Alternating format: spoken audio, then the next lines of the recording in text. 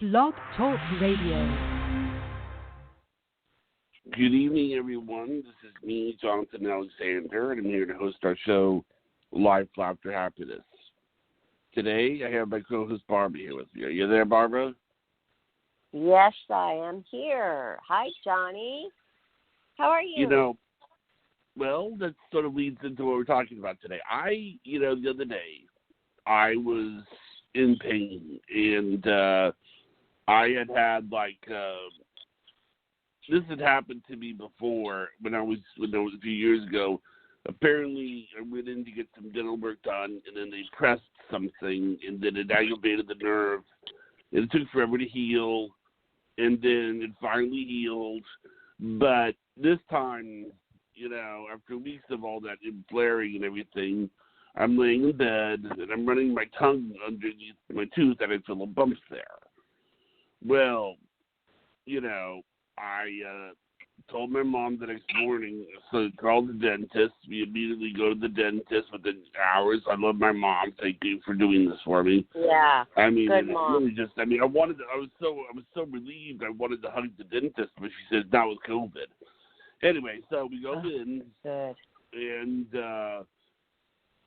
we've sort of figured out the problem. There seems to be a fracture in the tooth. So the question is, they don't know whether or not to extract it yet.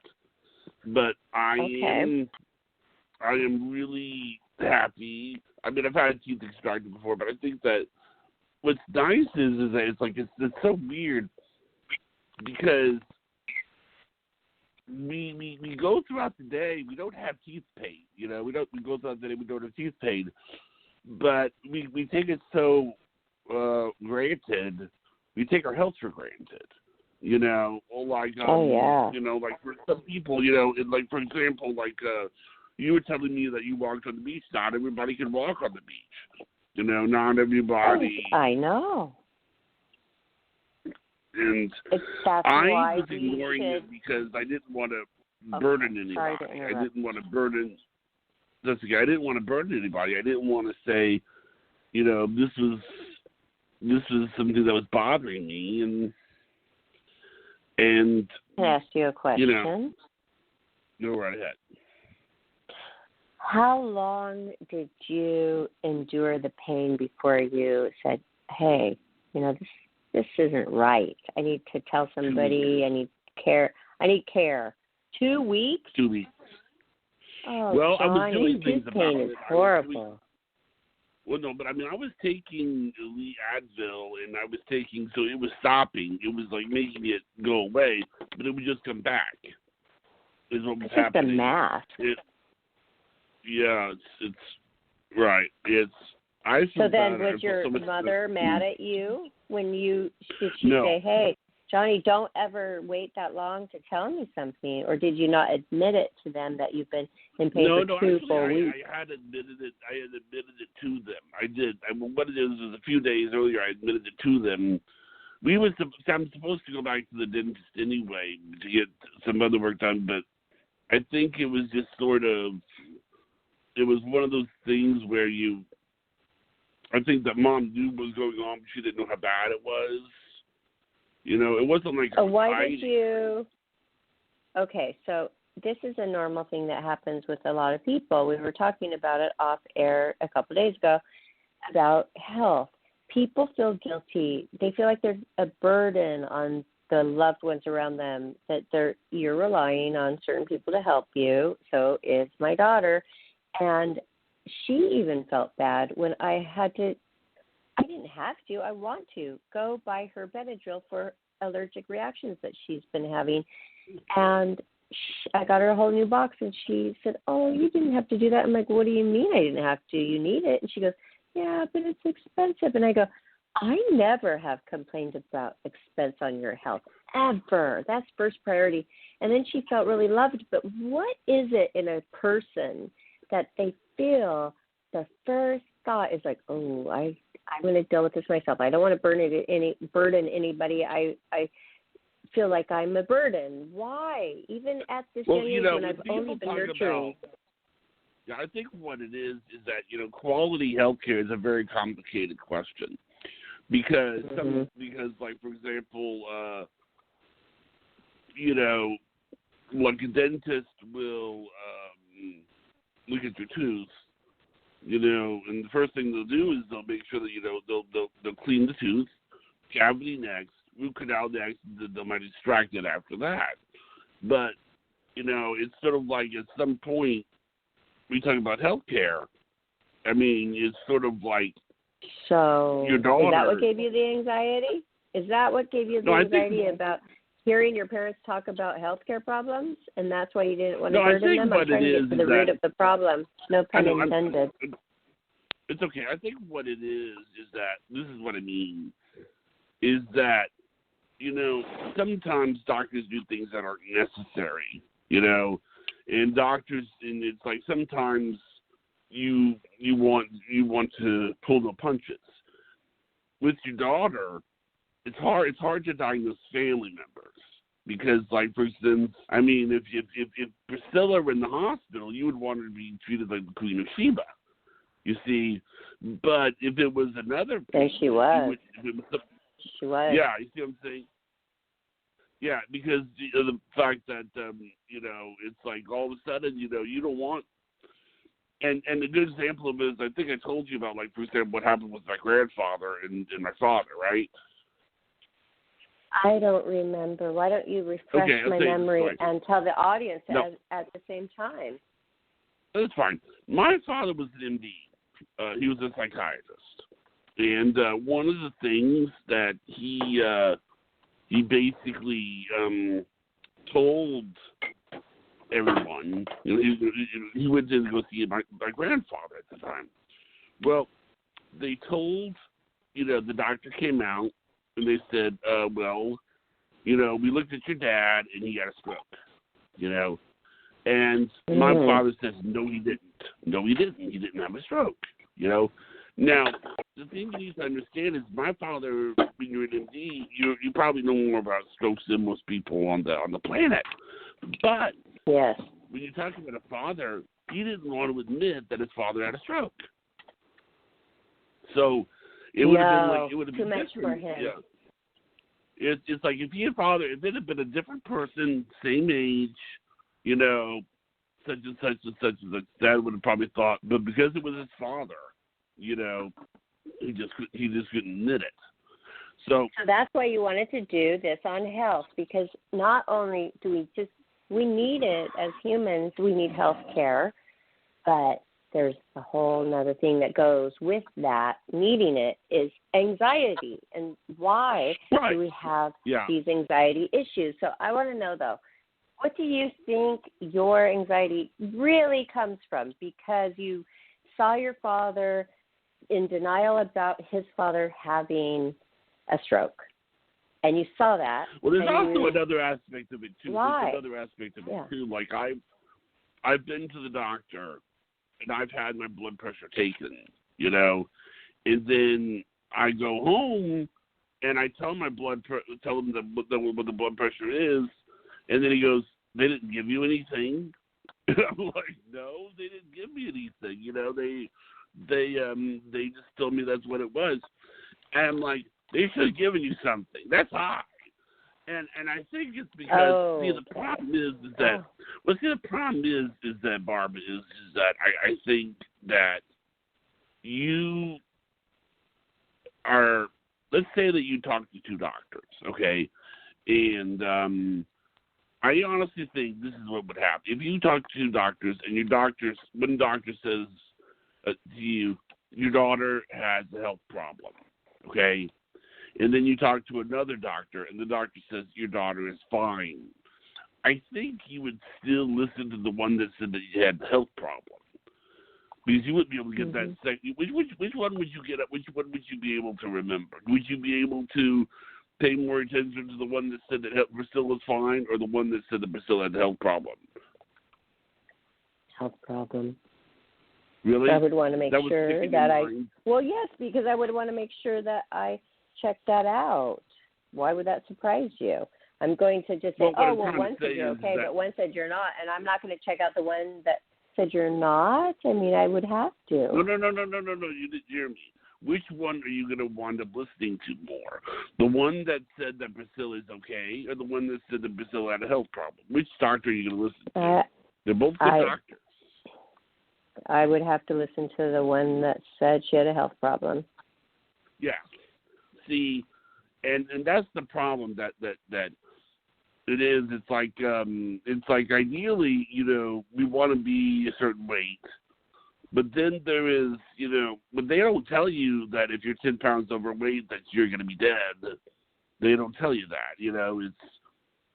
It's just that you get a certain weight and then you become obese. That's an interesting thing that came up today when we were watching Saturday Night Live, because I wanted to show her who Mike Myers was, who was the star of the movie I was in, Austin Powers, and where he started with Wayne's World, put him on the map, this Mike Myers. And she's like, oh, isn't that guy in the horror movie? And I'm like, no. And so I looked it up on YouTube, and then there was all these other skits.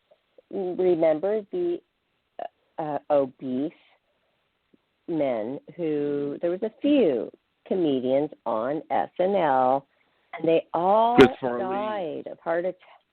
They all died of heart attacks, and I told her about it. I said, see, here's the thing. And she was laughing because it was the Chippendale skit with yes, that's Chris Farley. Patrick Swayze. Yes, okay, and it was that when she was laughing. She's like, oh, I bet you like that, the one on the right. And I'm like, and she goes, that was mean. I'm sorry. I'm like, no, I mean, it's a skit. It's supposed to be funny, but the thing that's not funny about it is that everybody loved these actors because they thought they were the big character that played all the parts of the fat character. That was the funny skit. I don't like to say that, but that was it. That's what they did. That was the character. That was the actor that played that character. They were special because of it. So they would just start to eat because, oh, well, this is why they love me, because I'm the big character.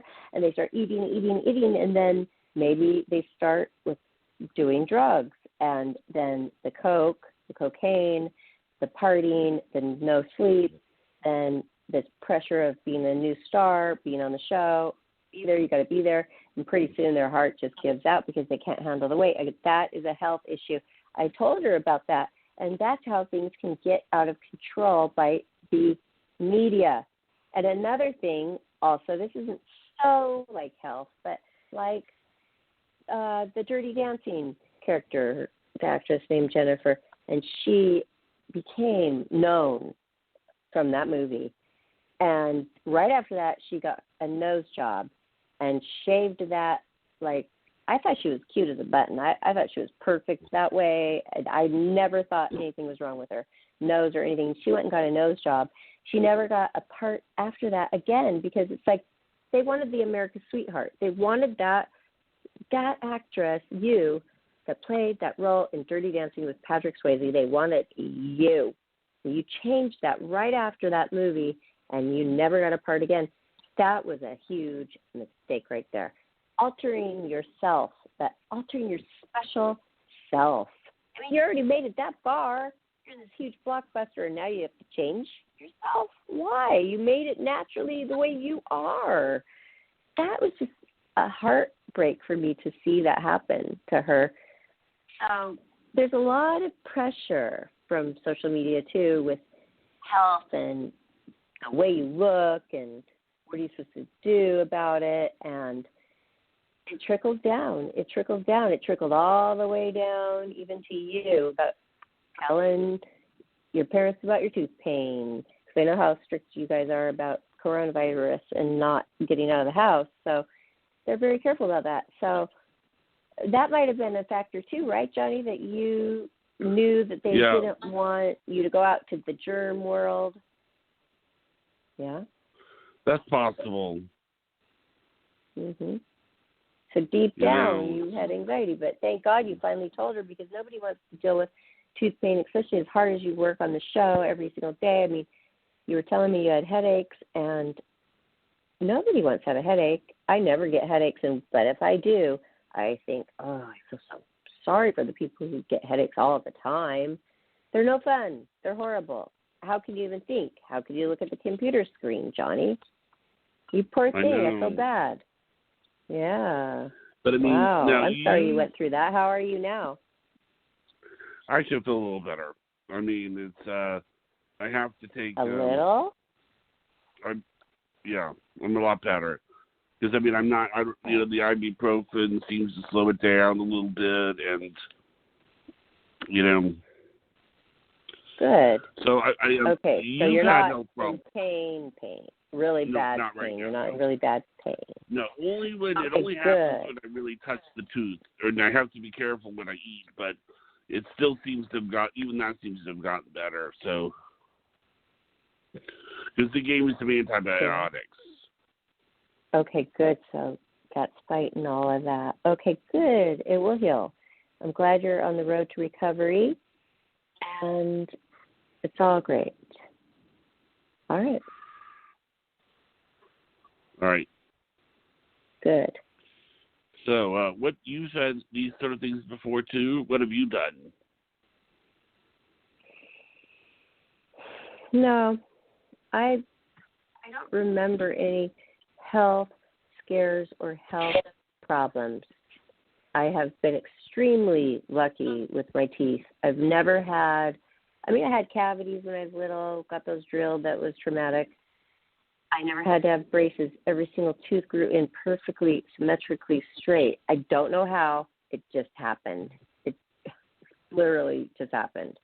And never had to have a root canal. I never had a crown. I actually chipped one front tooth and a little tiny veneer on one. That's it. So I got lucky on that. And with the health, nope. When I fell down the stairs, I went in and got the full body scan, CT scan. The lungs were clear. The heart was clear. Every organ was working perfectly fine. There was one broken bone, a rib. That's all. I was lucky. No brain bleed. I'm lucky. And he's like, but your teeth have these little cracks in the front. And the only way that you could have those cracks in the front, like you can hardly see it with the human eye, is by blunt force trauma. And I said, well, I was not beaten up. I was not punched up, I was, I had a lot of accidents. I got fucked off horses. I had a severe motorcycle crash. He goes, that's what it is. Blunt force trauma. You've had multiple concussions, and there will be effects from that. And I do notice this last one, my memory fades me on many things that are just very important that you would never forget. And this is upsetting because can you really relearn your memories? No. Yes, my best friend from elementary school said that you could relearn everything. I have no problem with that. I have a problem with not remembering real special moments. Special moments? Yeah, just for example, on the interview that you did on me the other day for the Miss December Diaries, my own, what was it like to be a Playboy Playmate, the first beginning days of that and all that. And you asked me, well, what was it like when you first found out? How did you first find out? You'd think I would remember that. That's the phone call or that's the letter that you remember, right? That's like the same thing as getting accepted into like the hugest college that you had dreams of going to your whole life. Something like that you remember. I didn't remember.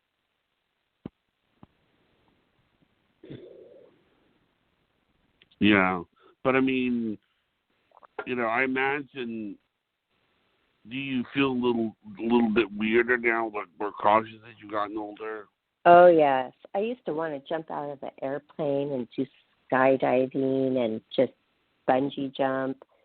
I still will skydive, but I took bungee jumping off the list. No way. I'm not going to do it now. So, yes, I am a little more careful. And with all the accidents, and I'm responsible for my daughter, so I have to be careful with myself. I used to do double black diamonds, downhill moguls, skiing, everything all day long. I didn't care if I wiped out. I rarely did, but I was a kid, I had no fear. Now there's no way. I'm fine with the blue, the intermediate, all the way down. Just let the breeze, blow through my hair. I'm good with that. I'm happy. I don't have to do double black diamonds anymore. I don't want to go slalom. Just give me the 2 skis on the lake. I'm fine. I just want to look at the beautiful homes and, I am not risky like that. I have little fawn ankles. I'm like surprised. Gosh, they never even broke. Never had a broken leg. Just some sprained fingers from gymnastics. Have you ever had a broken bone? Just an extracted tooth. Never a broken skull concussion? No, thank goodness. Really? Wow. Do you think it's strange that certain people, like here I am telling you about all these concussions I've had, gymnastics, because one of the things when you do get hit on the head really hard, you throw up sometimes or you get really drowsy. The first time when I was in gymnastics and I don't know, I got off track and I twirled so far off the diagonal that I was supposed to stay on, I went completely in my head the other way, and I kept flipping around and flipping in the wrong direction, and I hit a wall really, really hard, doing like front handsprings and stuff. Really hard, I hit the wall. And I was just a kid, so they're like, oh, go sit over there. You didn't quite stay on course. I really was so sick. A few minutes later, I was like dizzy, and I threw up, and that's a sign of a concussion. I think that was one of my first concussions ever, probably like 6 or 7. So it was pretty intense, maybe 8. It was pretty intense. And then, but did I ever get treated? No. You just go home and go to bed. We'll hope you wake up. And the second one, when I was 15, and there was probably many in between. I got bucked off a donkey going downhill as full bore. That donkey took off with my brother and I on the back. We were probably like 5 and 6. Bucked us off. We were bucked off, hit our heads, and rolled down the hill like 20 times. And we came up and told the parents we had all those thistles in us everywhere. We were like, cuckoo, cuckoo. Like, we were like, what's going on here? Obviously, we had major concussions, and they just, brushed us off and said, go watch TV. I don't know. Nobody even knew. We needed care, and people can die from that by having no care after a concussion. And I've had many. And then the cheerleaders, when I had the motorcycle accident, and then the cheerleaders on the summer vacation practice before we were sophomores in high school, brand new cheerleader, all excited. We were over at a girl's house, cheerleading practice party overnight. The parents weren't home. The little boys were on their dirt bikes in the back, because I grew up like that, like out there in Timbuktu with horses and motorcycles and good old boys, that kind of thing, okay? So I decided, I hardly remember it, but I do remember looking out the window and looking at how fun that was. And the girls were doing something else, and I went out. I supposedly asked them if I could ride it, no helmet. I was going around, and it was like a dirt course with jumps and stuff. I was going around and around, and I do total jump, and I didn't mean to, and I did it, and I landed right on my right side, shoulder, head, right hand, everything. And that's when the neck problem started happening, and I got military neck, and now it grows the opposite way. So, yeah, that I think my mom brought me to one after treatment for that. I had to go to the hospital. I lost my memory of the whole summer. They picked me up. I actually was in trouble. I remember sitting in the backseat of the station wagon in trouble, but having a concussion and just kind of not knowing what was going on, but like, oh no, you're in trouble because of what you did. Not you're hurt, let's take care of you. It was you're in trouble. I just remember that. I remember that very well. You got in trouble for what happened? I just remember being in a lot of just very much trouble energy. Just you have no idea. We're going to get into that when we do I don't know what you're going to title that show with Christy Tom that's coming up. Christy Tom.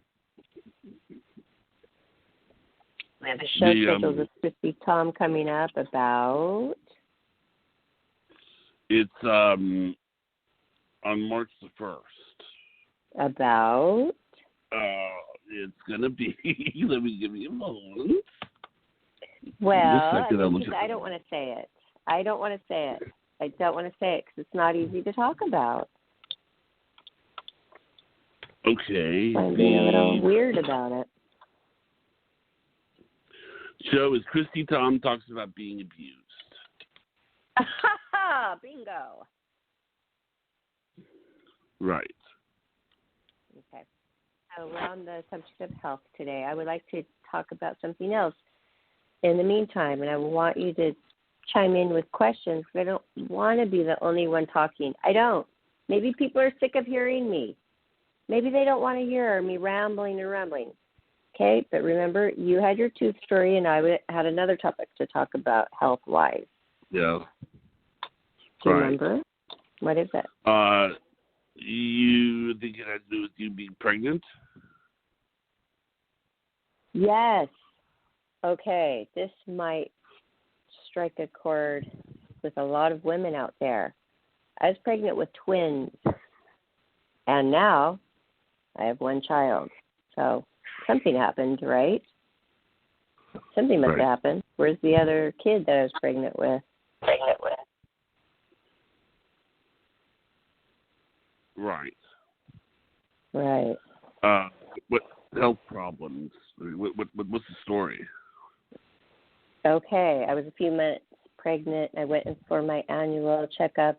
You do once a month after 25 years. Oh, the look on his face. Wow. There was the heartbeat. He was looking. It was the time to find the heartbeat. That's what it was time for. And he found one. Then he found the other. He found both heartbeats. And then he goes, oh, and the look on his face, oh my gosh. I knew something was wrong when I saw his look at his eyes just totally changed. He's like, there's something here I don't like what I see. And he says, it's Thursday. I'm going to get you in tomorrow morning so you don't have to wait the whole weekend till Monday to know, because if something's wrong with your babies inside of you, it's like, oh my gosh, the thought of that, that would be a horrible 2 days of not knowing what's wrong. Yeah. He got me right in the next morning. I didn't call any friends, any family members, which I had some around me, to go with me. It's something I just had to go do by myself. For some reason, I didn't want anybody to look at me and feel sorry for me. I didn't want any outside distractions. All I knew is I'm going to go there, I'm going to talk, I'm going to do what it takes to know what's going on, take care of my babies inside of me. So I was so excited because I had gotten pregnant naturally with twins, and that is so rare. The percentage of that, go look it up, is extremely low. Not when you're on things to get pregnant. That kind of, I forgot what the name. What is it? Fertility drugs. That's a different story. That is very common. But I wasn't even meaning to get pregnant, trying to get pregnant at all. Never had been pregnant. Naturally, I got pregnant with twins. I went to the person the next morning, a specialist, because when you go in and they're just doing the ultrasound, that's the ultrasound. But there's something called the 3D ultrasound where they could really see all the different angles and really, determine. He goes, I see a halo. My original doctor said, I see a halo above one of the babies, and I don't like that. So what does it mean? And he goes, usually it means hygroma, which means a cyst of water that grows around the head of the baby for some reason. So I went there to the specialist. 2 huge long needles, Johnny, because when you get an amniocentesis, which means they take a sample from the fetus, and they have to poke a needle through your stomach and go all the way down and poke into the sac of the baby and poke into that fluid and just extract some of that fluid and test it. So I had not just one amnio needle, 2, and these things were big. I just dealt with it. Oh God! Sticking right in your big stomach that's like pregnant. Okay, yeah, 2, and they're like, I don't know, 3 feet long or 2 feet long needles, thick. They're pretty thick. Oh my God.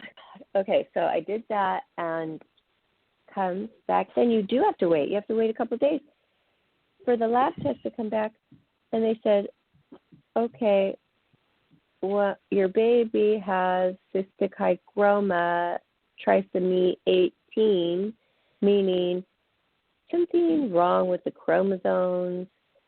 And back in the 50s, right before they had the ultrasound, there were so many women delivering twins, but one would be stillborn. And because they didn't know that one was in there. So he said, naturally, usually the heartbeat stops and it kind of blends in, and then you have one baby, but you'll see the other baby, during birth. Now we can see what's going on. And I said, well, what about the other baby? What about the other baby? Okay, there's something wrong with this baby, but what about the other baby? And, they weren't even telling me about the other baby. It wasn't about the other baby's health. It was like, okay, what was this baby, male or female? They were not exactly the same twins because they had 2 separate sacks, meaning they would be, obviously, because how could they be exactly the same when they're 2 different sexes? So the one that died was the boy, but I actually had to sign a paper that took his life. So I've actually taken a human life. I have. So this gets into the politics thing. Well, if I didn't have that choice, that's a choice word there. If I didn't have that choice, what would I have done? Because the doctor, the specialist, said there's one person in New York and there's one person in L.A., 2 doctors that can do this to where they stop the heartbeat of the baby. Because if you usually the heartbeat stops by itself because this cystic hygroma is so bad. If you deliver this baby, the most it lives is 45 minutes tops, and it doesn't even look like a baby, okay? I'm sorry to get graphic here, but he was trying to actually show me pictures and trying to, convince me to take away this pregnancy. And I said, you don't have to convince me. If you say that cystic hygroma in 2 weeks could explode and pop and then kill the healthy baby and also get into my heart and maybe kill me, you don't have to show me pictures. Let me sign. If that cystic hygroma baby is going to live 45 minutes and not even be a baby, why should I let that, now that we have science that has helped us to determine what's going on, why should I let that ruin my other healthy fetus? By the way, I was 37 years old, and I was going to be delivering at 38. I didn't have a lot more time to have a baby, okay? Well, okay, so what if I just said, let God take care of everything. I'm not going to use my mind that God gave me to actually find these scientific facts out and then determine, what to do. Oh, throw that all out the window. Just let whatever is going to happen. I may not even have a child right now, and she's 13, and she weighed 3. My daughter, she was 7 weeks to the day early, and my doctor, that 28 years doctor that I had in Beverly Hills for all those years I lived in L.A., he couldn't believe I was the one who was going into labor, and they called him, and he was in Nashville, Tennessee, at Vanderbilt University, watching his daughter graduate from college. He couldn't be there for me. Okay, Johnny, I was emergency. I called the doctor. No. Do you really want to know the truth? This is actually a pretty interesting story of exactly what happened. Sure. Okay. Well, I went to the place. I brought Elkie. we all know Elke. She's my best friend. She is the German Playboy Playmate and model best friend of mine since for years. She's like, I want to drive there with you to have the procedure where they stick the needle down and then they put chlorohydrate into the heart and stop the baby's heartbeat. So then you won't have fear that the cystic hygroma bubble of water around the head, that's where you saw the halo. In the beginning ultrasound, you see the halo with that kind of thing. And it's this big bubble, and if it bursts, we could all be goners, okay?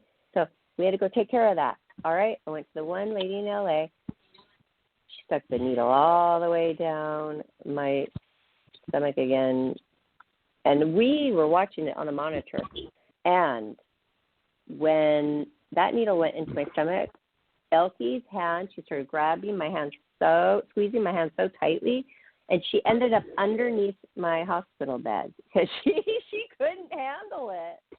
I mean, it was bad. I mean, to watch those needles go down, and I already had done that twice. Now I was doing it again, and she couldn't. She's like, how can you handle this? She was underneath my hospital bed. She couldn't look.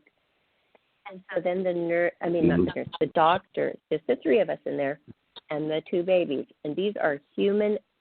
This is life, okay? When does life start? I think it starts when there's a fetus with the soul. I don't say that life starts even with a heartbeat. I say life starts the sperm connecting with the egg. That's when I think life starts. And so, believe me, I mean, I'm not feeling good about it, but I'm also feeling like I don't have a choice. I don't have a choice in the matter of I have to save my child. I have to save the healthy child in there. Yeah. Okay, that's what I was doing. Okay, so then I go to back up 1 second. And then what about the other one? But what's the sex? Like, I wanted to know the sex of my child, the one that is, because I hadn't even found out the sex of my twins yet. So I'm finding out that one is not going to probably survive, and I have a big decision to make. And then I have another one that's healthy, and they hadn't even told me the sex of each one. For some reason, this was a big deal to me, and I'm sure other parents out there, it is. And you're wondering, am I going to have a girl or am I going to have a boy? Are these going to be unidentical, but boy and boy, or girl and girl? I mean, all these things are going through your mind because you're pregnant with twins for a few months, They see two little back there. I knew that from the beginning. Okay, I'm feeling special. I'm excited. Okay, now I'm not going to have twins. I'm going to have one. I'd like to know, is it a girl or a boy? I mean, they're like, what? I'm like, please, before you hang up, could you just tell me that? Went through all of this, and I would like to know, am I having a girl or a boy? And they finally said, you're going to have a girl. Okay? So, I mean, that was just important to me. So I remember that very well. Then I went, and I was going through sadness because I'm thinking, okay, I always wanted to have a boy. I always wanted to have a girl too, but I really wanted to have a boy because I'm so athletic. I'm so into sports, baseball, football. I know how to play it. I know all the rules. I was just going to be right there at his games, and why can't I do the same for her? I would have been. But for some reason, she's just not into it like I was. So all that's going through your mind of, okay, you're actually losing a child. You're going through that. You have to be pretty strong, I think. Anyway, I went through that. And you go home and you think for 24 hours you might lose the whole pregnancy because that's the risk. I mean, everything's like been poked, the water's swishing around, things are happening inside you. You go home, and I was completely alone. I had broken up with Lorenzo Lamas, I was engaged to. I had moved to Las Vegas for my own show, Head Lights and Tailpipes, which I did do. I met my dream man, Mark Blackman. He was the father, okay? But he was still in Las Vegas, and I was kind of on the outs with him, and so he didn't quite know everything that was going on, okay? So I was alone. I was a lone, single person going through this. But when I broke up, I had got in Lorenzo an apartment where I used to live for 9 years. I just was nice, and so he was living there. when I came back to LA and I wanted, like, I'm like, I'm not going to be where it gets hot and I have no friends. My show's over. I mean, I have really nothing. I'm on the outs with the baby daddy. And you know what? I'm moving back to my home, which is California. So I did. In the first place, I could get a place with my wonderful place in Beverly Hills where I lived before for years, which was the same complex as Lorenzo. But we were friends, okay? So when, I was 7 months pregnant, and I went through all of that, and I came home. It went smoothly. I didn't lose the other child. I had still my pregnancy. It should have gone fine for 9 months. I was gaining a tremendous amount of weight because of your body's like, you have twins and you just are double hungry, you're double everything. We've been over that with one of our Playmate guests who just had twins. Okay, anyway, so long story short, Lorenzo lived in the same complex.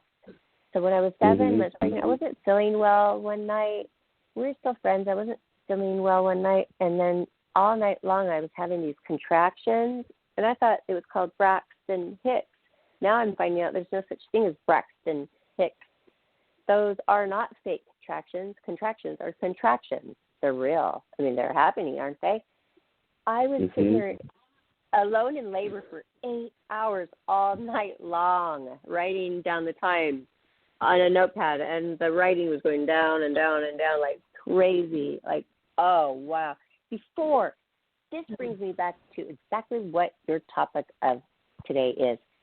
We feel like we're burdening people. I was laying there for 8 hours in labor and didn't want to actually go cry for help because I didn't want to burden somebody.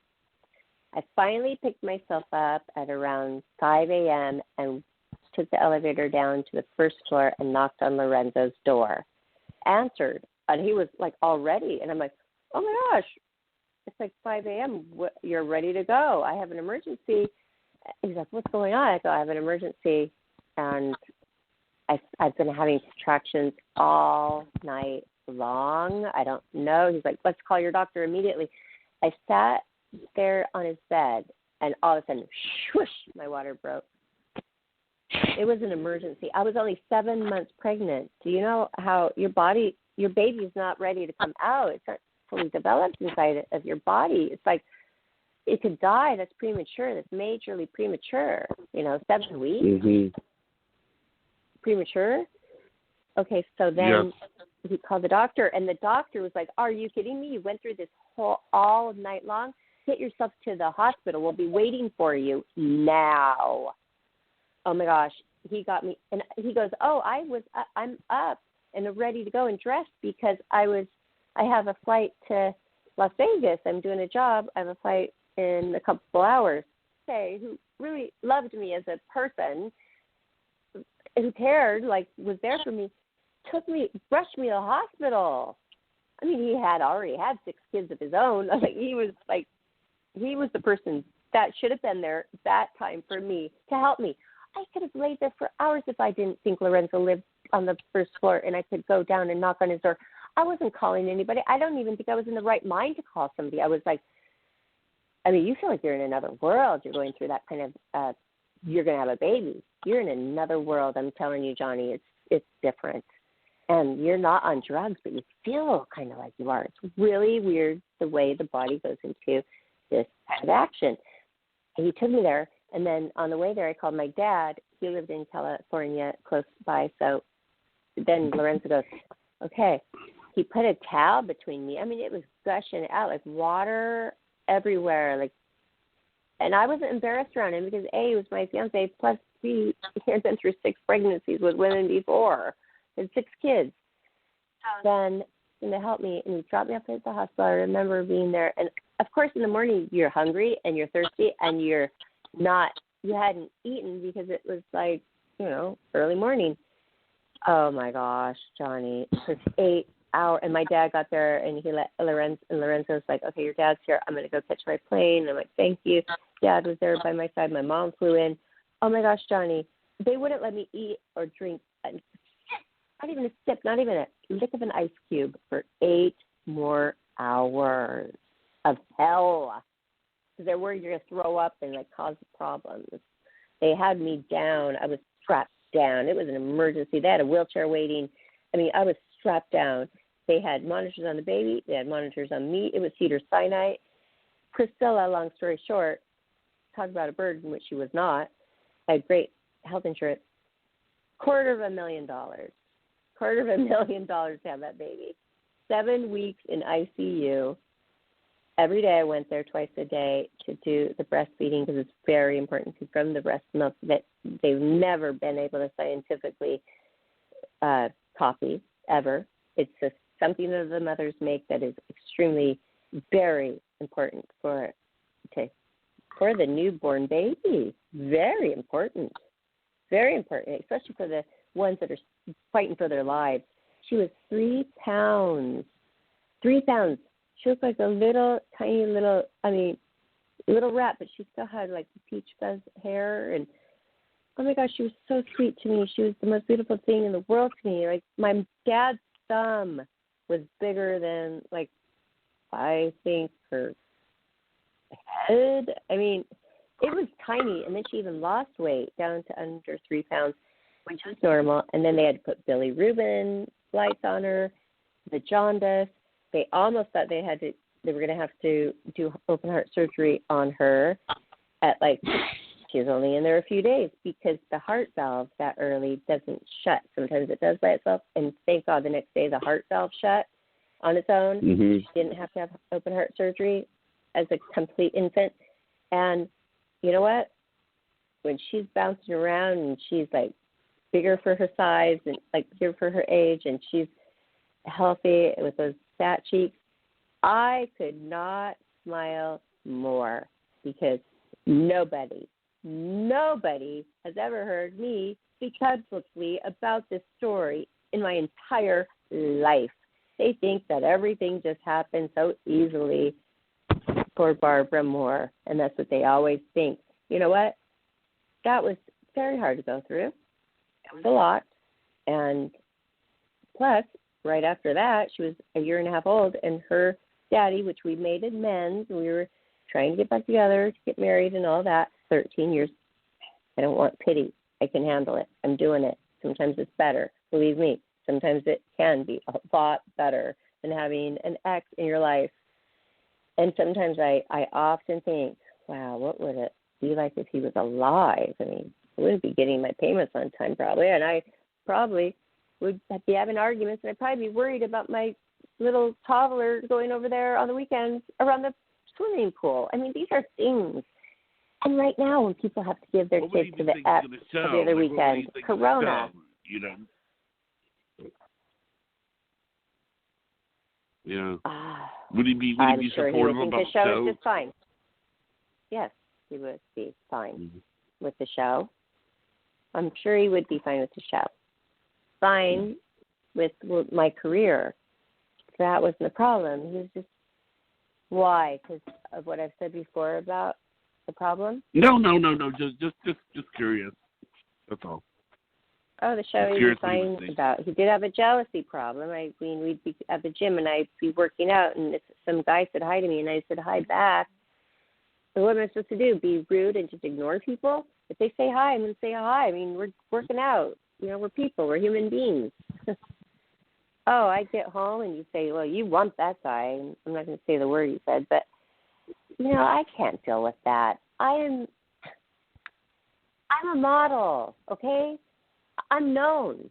I'm going to get some attention out there in public. And if somebody is with me and can't handle that and is threatened by that, that's when it's not going to work. And that's when it bummed me out to find out that was the case with us, because everything else was just amazing. Everything else was just great. And the jealousy is what ruined everything.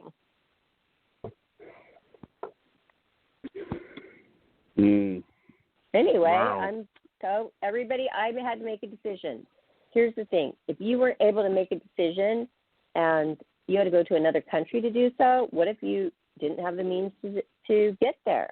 What if you had only your family to help you and they believed in, you know, it wasn't an abortion. It was, I had the choice to actually end a life okay? A life, a heart beating.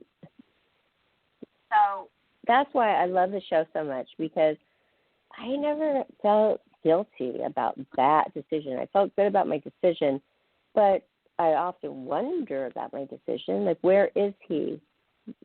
And so the show, Life Laughter Happiness, coming aboard the show, it was so spiritually based a couple times a week that I was able to get a lot from that, to be able to talk to him, and like, I'll see him again. And I named him that day. Do you want another name?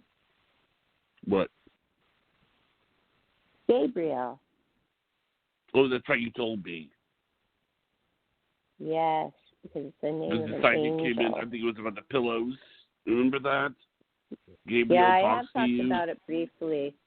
I've talked about it briefly, but not this whole thing. But yes, so good memory. And I named him Gabriel, but I also, after that, I did get married for a couple of years, and I then had 2 more miscarriages, and that's when so I only have 1 baby, and I always wanted to have 2 or 3. You know, I wanted to have more. I wanted my child to have a sibling.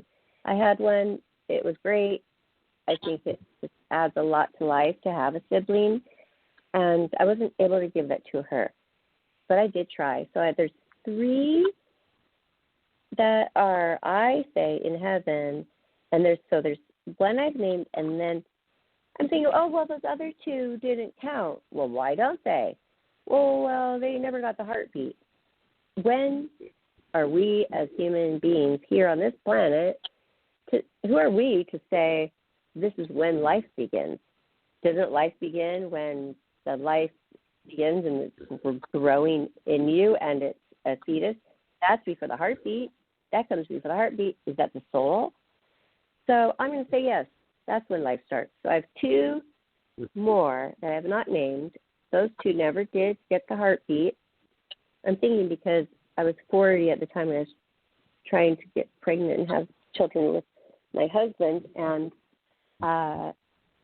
then maybe my eggs were old or something. I mean, it sounds weird, but it does happen, and that's when people freeze their eggs.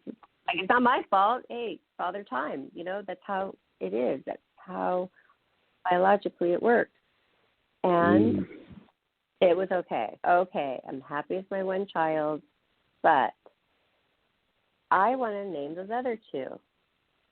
And they have to be names that could go boy, girl, because I don't know if they're a boy or a girl. So I have to do kind of names like that. And there's so many names I like. Johnny, if you had a baby, what would you name your baby if it was a boy?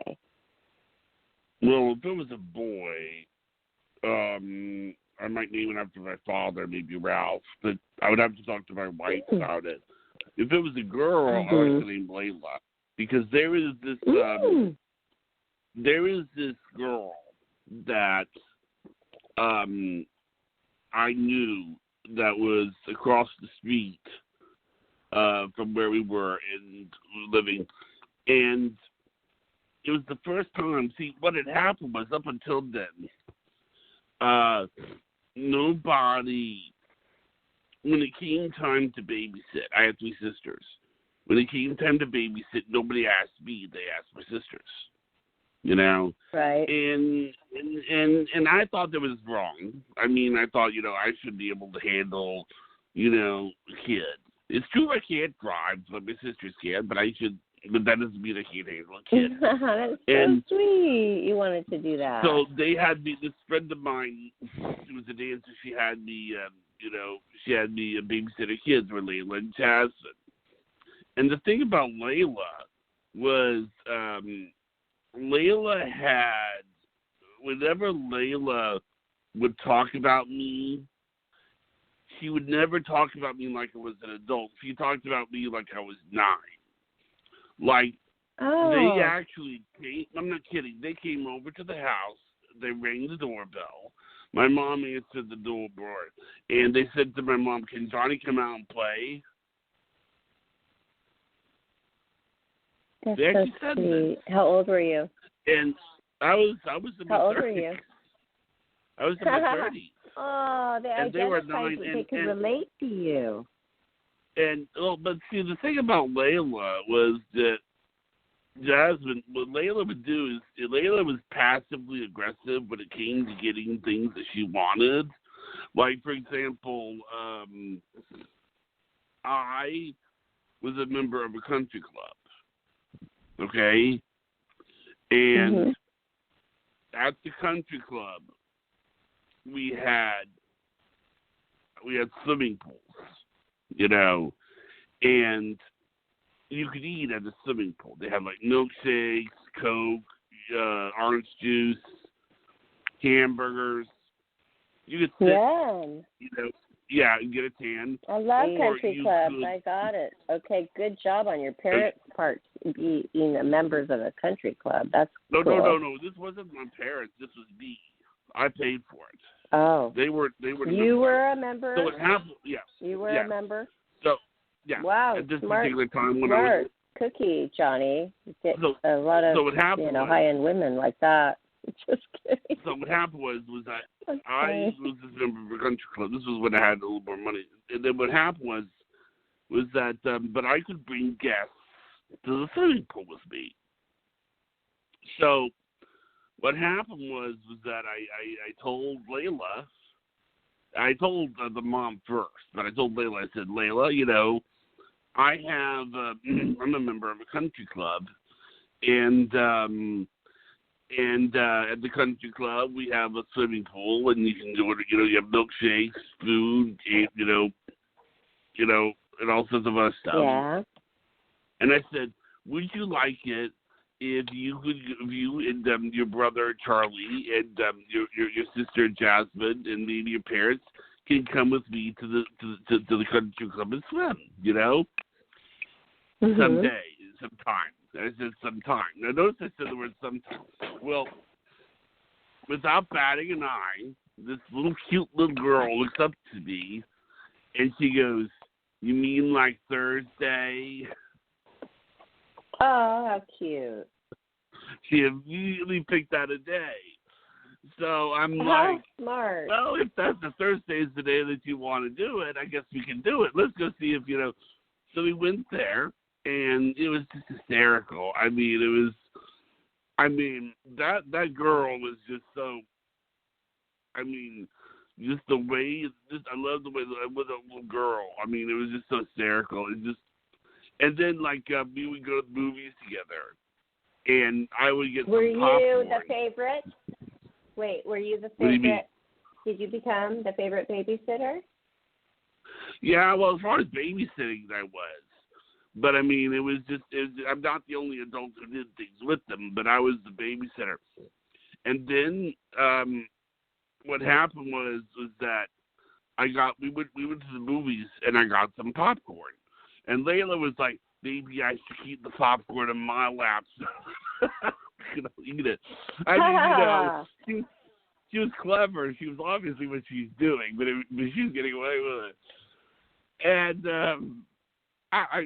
it was just. I mean, Layla, I think it was what happened was that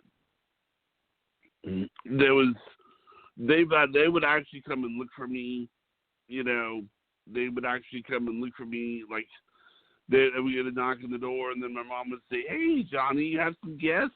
Layla and Jasmine here. Oh, hi," And, I mean, did you make money? It's like they talk. Did you make money? What? Well, did yeah. you make money when you were? Oh, good. Well, oh yeah, Johnny, yeah, they paid me to babysit. You should get paid for it. I mean, that's a job, even though you enjoyed the job. No, I mean, I didn't care. But I got paid for it. And it was like, what I loved about those two was that they everybody says they talk about you like you're 9. I mean, seriously, like they would say things like, "It's too bad you're leaving so that you can spend the night." Well, that's sweet, but Johnny, that's because it's not because you were acting like you were 9, and I know you didn't say that, but it was because you could relate to kids, and I've always told you, you're amazing with kids. The kids, little kids, medium, tweens, teens. My daughter is a perfect testament to that you're good with. Never answers the phone to my friends don't just call her up to chat, and you do. And she likes it. I mean, that's your thing. Yeah. You guys have like this running, dialogue, and that's cool.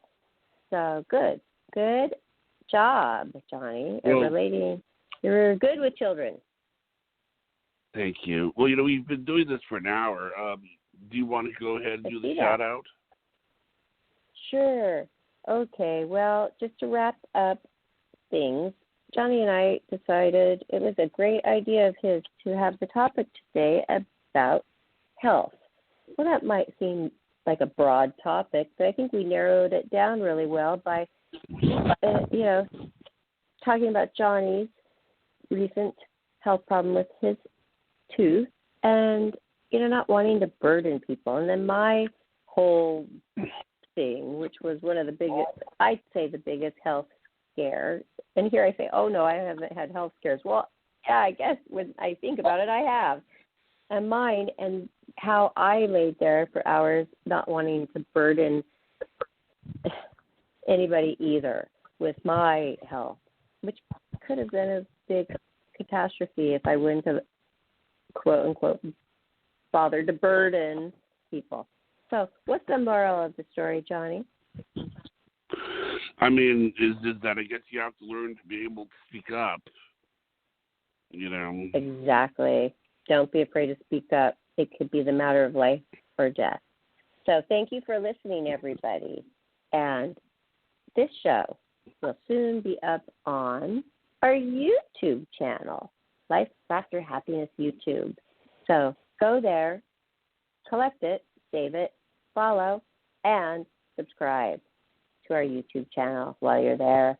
Enjoy it, and we thank you for listening, and look forward to seeing you next time. But until then, go to our Facebook, Instagram, Twitter.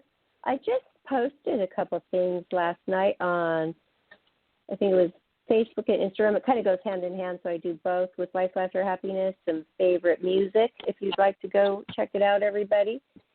Just trying to share. And I'd like to hear, your thoughts on the show, too. So we look forward to hearing from you. And I think that's it. Do you have anything else, Johnny? Nothing else. Good night, everyone. Awesome. Thank you. Good night, everybody. Good night, have Barbara. a great night. Good night, Johnny.